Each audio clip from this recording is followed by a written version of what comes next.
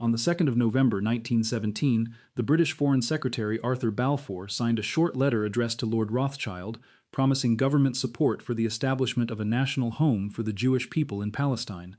The Standard account treats the letter as an act of wartime diplomacy, an attempt to win Jewish opinion in America and Russia, a counter to German overtures toward Zionist leaders, a moral gesture wrapped in strategic timing.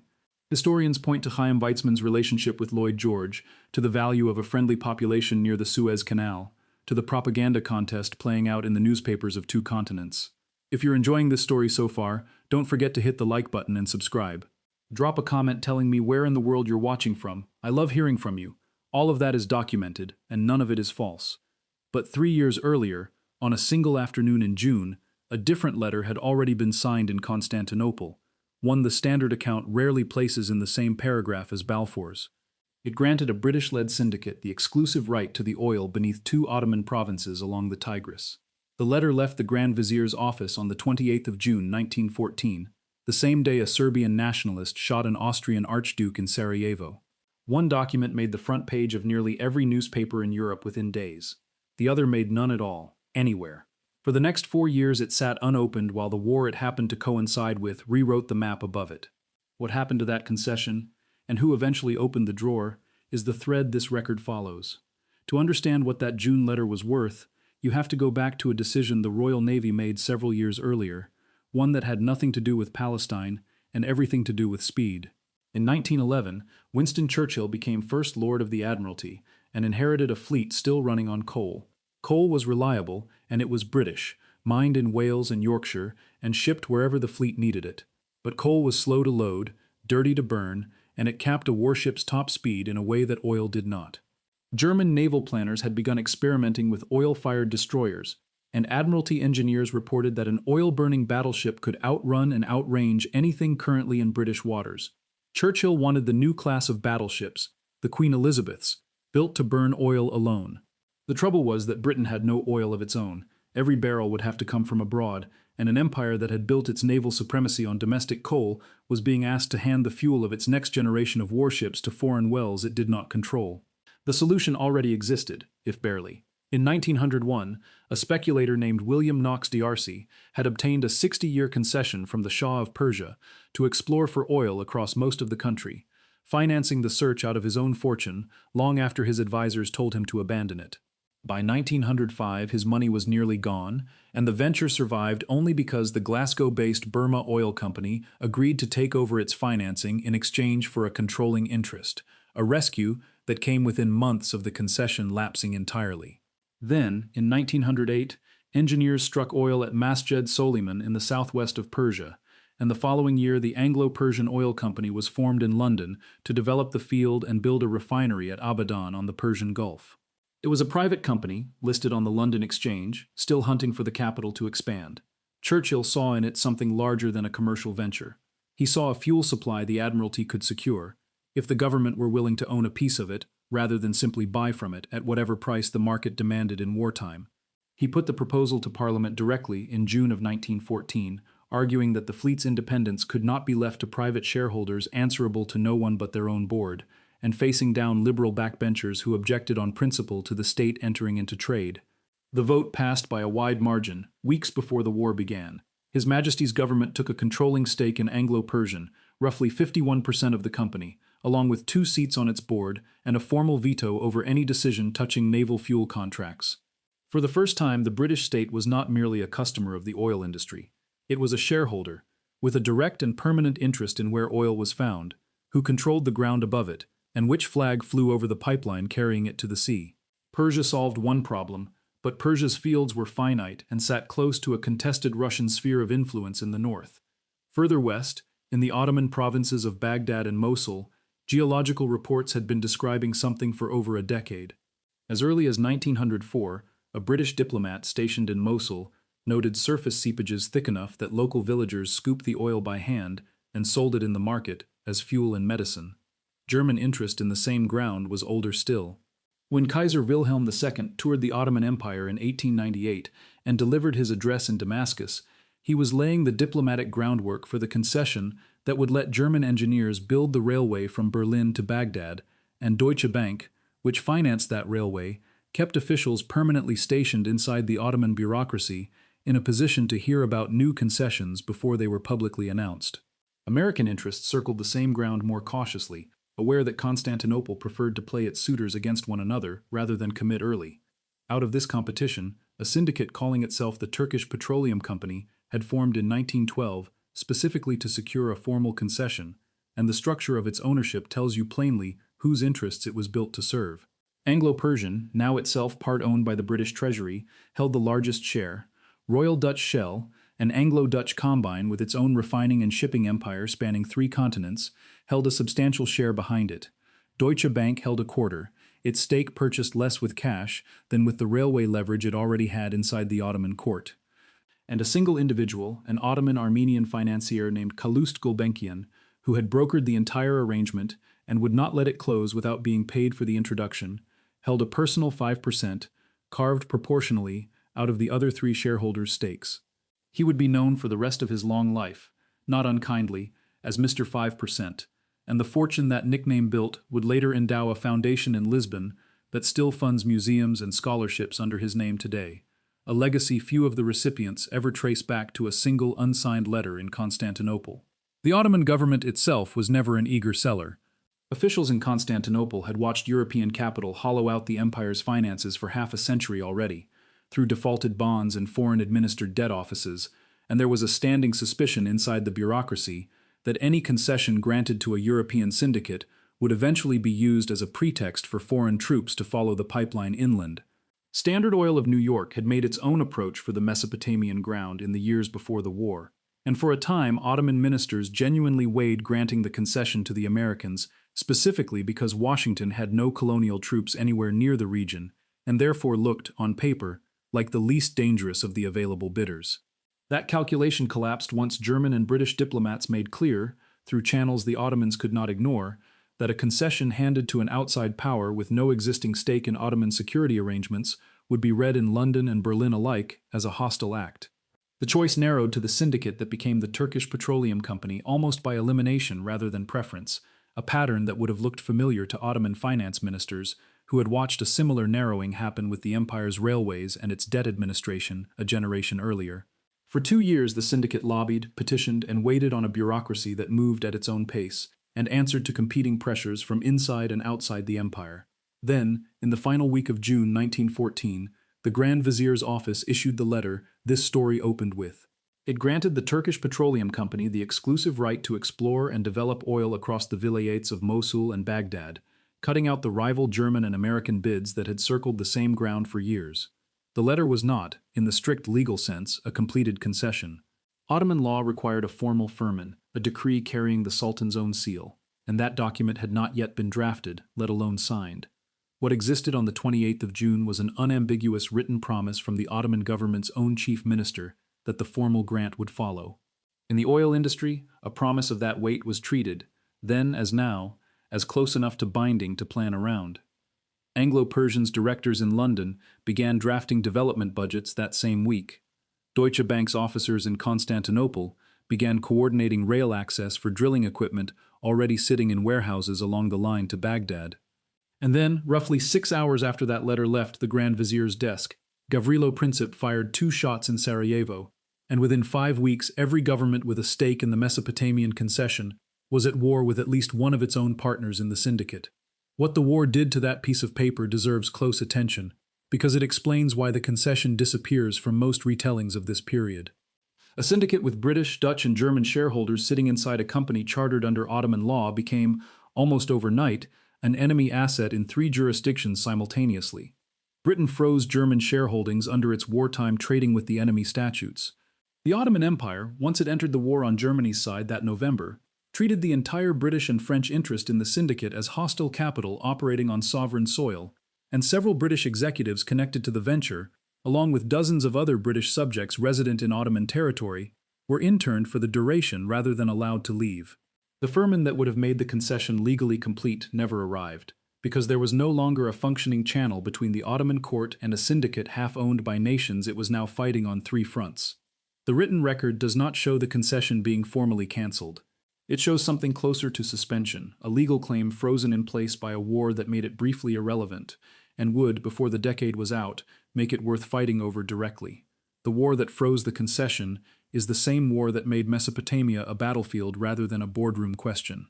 British and Indian forces landed near Basra in November of 1914, officially to protect the Abadan refinery and the pipeline feeding it from the Persian fields, a target explicitly tied to the Anglo-Persian stake Churchill had secured that summer. The campaign that followed, one of the costliest and least remembered of the entire war, ground through a catastrophic siege at Kut al-Amara, where an entire British-Indian division of roughly 13,000 men was starved into surrender in the spring of 1916 after a 5-month siege, one of the worst defeats the British Army suffered anywhere in the war. The surrendered garrison at Kut was marched into captivity across hundreds of miles of desert, and roughly a third of them died before the war ended, a toll that barely registered in the British press at the time compared to the fighting in France. British forces regrouped, pushed north again, and finally took Baghdad in March of 1917. The line of advance kept moving toward Mosul itself, the very ground named in that unsigned letter, though the city would not fall into British hands until the very last days of the war, occupied in the confused days immediately following the Armistice of Mudros at the end of October 1918, a timing that would itself become a point of dispute with Turkey for years afterward. When British and French diplomats sat down in 1916 to draw the secret Sykes-Picot lines dividing Ottoman territory after the war, negotiated largely by the British diplomat Mark Sykes and his French counterpart François-Georges Picot, Mosul was placed inside the French sphere of influence, not the British one, a decision that had far more to do with wartime alliance politics and Russian demands than with oil. It is a detail the standard account of Sykes-Picot rarely dwells on, because it complicates a simpler story. The post-war prize British troops were dying to secure was, at that point, formally promised to its own ally. The Sykes-Picot agreement itself was never meant to be seen by anyone outside a small circle of ministers on either side of the Channel, let alone by the Arab leaders who were, at that very moment, fighting alongside British officers on the promise of post-war independence. It stayed secret for a little over a year. In November of 1917, days after the Balfour Declaration, the new Bolshevik government in Russia went through the Tsarist Foreign Ministry's files, found the agreement among the papers Russia had been party to as the third signatory, and published the full text in the newspaper Izvestia, specifically to embarrass its former wartime allies. The two documents, therefore, entered the public record within weeks of one another, one openly announced by the Foreign Secretary himself in a formal letter, the other exposed unwillingly by a hostile government, trying to prove that Britain's wartime promises could not all be kept at once. Arab leaders who had been given verbal assurances of an independent post-war state read about the actual partition of that territory in a foreign newspaper before their own allies had told them anything at all. It was into this same stretch of the war, and this same overlapping set of strategic calculations, that the Balfour Declaration was drafted and issued in November of 1917. Palestine itself held no confirmed oil in 1917, and no serious geologist of the period claimed otherwise. What Palestine held was geography. It sat on the shortest land route between the Mesopotamian fields Britain was now fighting to control and the Mediterranean ports that could ship that oil onward without passing through the Suez Canal choke point or around waters a hostile submarine fleet could threaten. British war planners, weighing the shape of the post-war map inside the War Cabinet, understood that whoever governed the corridor between Mosul and the sea would hold real leverage over whoever eventually produced the oil at the other end of it, regardless of what the ground in Palestine itself contained. If you're hooked on this story, make sure to subscribe and turn on notifications so you never miss an upload. Your support means everything and helps me bring you more emotional stories like this one. Chaim Weizmann, the chemist whose wartime work developing an industrial process for acetone had made him useful to the British munitions effort, had spent the preceding 2 years building a personal relationship with Lloyd George and with Balfour himself, arguing the Zionist case in meetings that had nothing officially to do with oil or pipelines at all. That relationship is the version of events most textbooks lead with, and it is not a fabrication. Weizmann's access was real, his arguments were heard, and his personal standing with the Prime Minister mattered in ways a percentage split on a concession never could. The declaration went through several drafts inside the War Cabinet that autumn, and it was not universally welcomed even among its own members. Edwin Montagu, the Secretary of State for India and the only Jewish member of the cabinet, opposed it forcefully, arguing it would brand Jews everywhere as foreigners in their own countries, while Lord Milner and others pressed for language that would tie Britain's post-war position in the region as tightly as possible to the territory in question. The declaration's authors left no memorandum stating outright that pipeline geography drove the decision, and an honest record has to say so plainly rather than paper over the gap.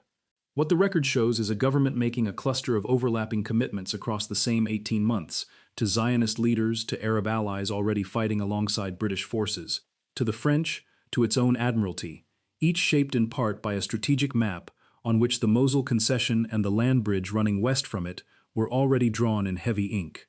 The clearest admission that oil weighed on this calculus did not arrive wrapped in the language of homelands or mandates. It came from Lord Curzon, who had overseen much of Britain's Middle Eastern policy from inside the War Cabinet, speaking at an inter-allied petroleum dinner in London in November of 1918, days after the armistice.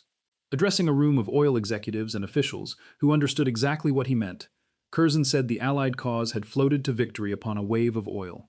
The line was reported in the trade press of the day, repeated approvingly by men who had spent the war securing tankers and pipelines rather than fighting in trenches, and then largely forgotten by everyone outside that narrow circle. It was not a confession extracted under pressure. It was said proudly, by a senior member of the government, in a room full of people who had helped make it true, and it faded from public memory precisely because nobody in that room had any reason to keep repeating it once the peace conference began and the language shifted back to self-determination and mandates.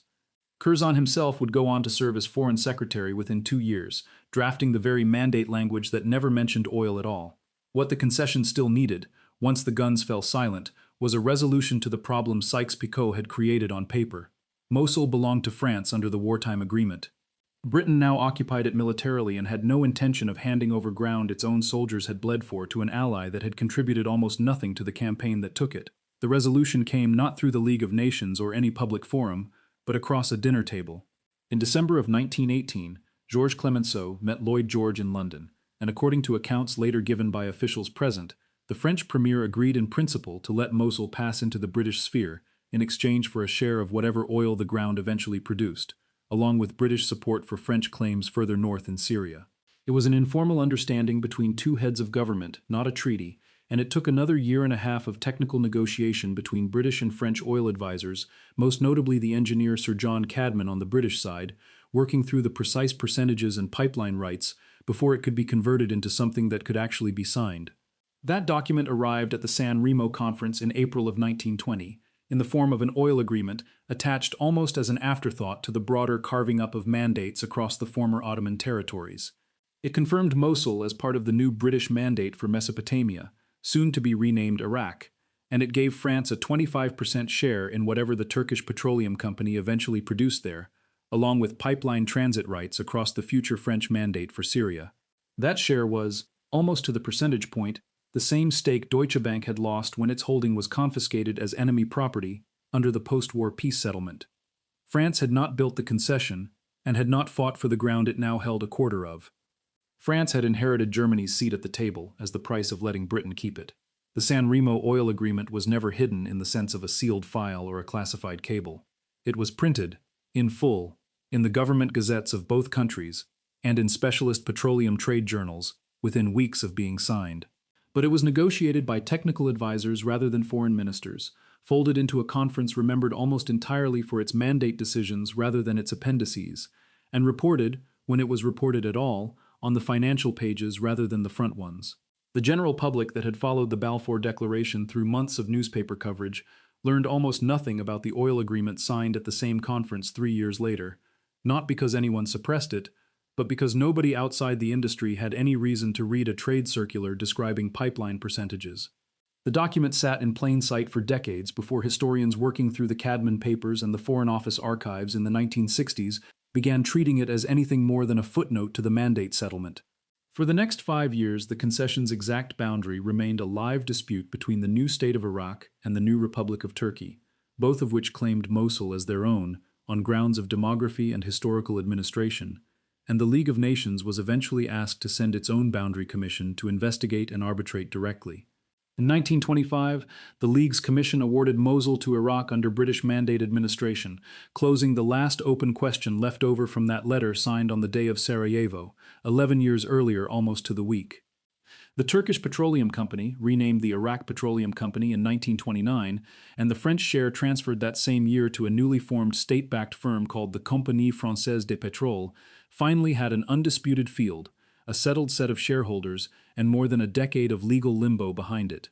Washington had watched its own oil interests get shut out of the original 1914 concession, and American diplomats spent much of the 1920s pressing Britain and France on the principle that the peace had been fought for open commercial access, not for a closed European club. The pressure worked.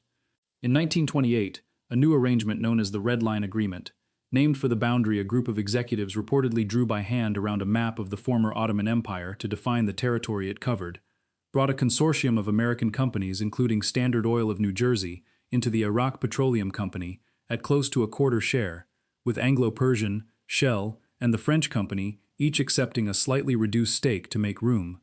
Gulbenkian, still holding his 5%, signed alongside them, having outlasted 3 empires and 2 renegotiations of the very concession he had brokered as a young man. The company that emerged from that agreement, with British, Dutch, French, and American capital sitting inside a single ownership structure over ground that had once belonged to the Ottoman Sultan, would go on producing from the Kirkuk fields for decades under a name almost nobody outside the industry ever learned to recognize. The borders drawn around all of this rarely followed the lines a map of religion or ethnicity would have produced. Transjordan existed largely because the corridor between Iraq and Palestine needed a mandate authority to grant right-of-way for a pipeline and a railway that had not yet been built, but were already being planned. The southern boundary of the British mandate for Palestine was adjusted more than once in the early 1920s, in negotiations that had as much to do with securing a defensible route to Haifa as with any local population's wishes. None of the men drawing these lines described their work in terms of oil in the documents meant for public consumption. The internal correspondence between the Colonial Office and the mandate administrators tells a more consistent story, one in which pipeline access and port capacity appear again and again as the variables actually being solved for. What the company still needed was a way to move the oil to a market, and this is where the thread running through this record comes back, directly, to Palestine. Company engineers surveyed several possible routes west from the Kirkuk fields toward the Mediterranean and settled on 2 parallel lines, one running through the French mandate for Syria to a terminal at Tripoli, completed first in 1934, and a second running through Transjordan to the port of Haifa, inside the British mandate for Palestine, the same territory named in Balfour's letter 17 years earlier. Construction on the Haifa line began in the early 1930s, employing thousands of laborers across 3 mandate territories, laying pipe through desert terrain that had no roads to support it, and the line was completed in 1935, carrying crude nearly 600 miles from the Kirkuk fields to a refinery built specifically to receive it on the Palestinian coast.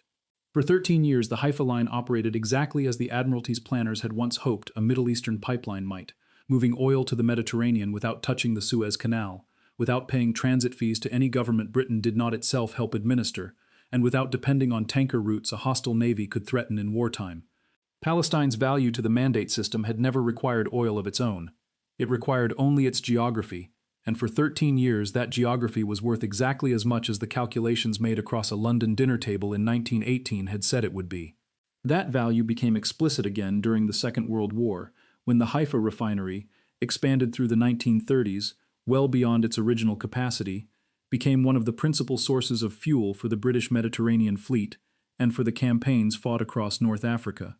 The same pipeline that had been justified in the language of post-war reconstruction 2 decades earlier was, by 1941, supplying the fuel that kept British ships moving between Alexandria and Malta. Nobody in 1917 had written that outcome into any policy paper, and no minister in the War Cabinet claimed credit for it afterward either. Nobody needed to. The geography had already made the outcome likely, long before anyone found a practical use for it. The Haifa line stopped running in 1948. When the British mandate ended and the State of Israel was declared, the government of Iraq halted the flow of crude across a border it now considered hostile, and the Haifa refinery that had processed Kirkuk oil for over a decade sat idle within months, its storage tanks eventually repurposed for other uses entirely. The Iraq Petroleum Company shifted its exports fully onto the parallel line through Syria to Tripoli, the route that had been running alongside the Haifa line since 1934 and now carried the entire volume alone, and the Haifa terminus, that had justified so much of the strategic thinking behind the mandate for Palestine, became, within a single year, a stranded asset with no oil left to receive, and no prospect of ever receiving it again. There is a broader pattern here that runs past this one pipeline and this one declaration. Energy infrastructure takes years to plan and decades to pay for, which means the men who commission it are working on a longer clock than the politicians announcing the treaties running alongside it. The mandate system itself was dismantled within a generation. The declarations, promises, and secret agreements that shaped it are still taught today as competing moral claims, each side citing its own document as proof of betrayal or good faith. The pipeline outlasted all of it.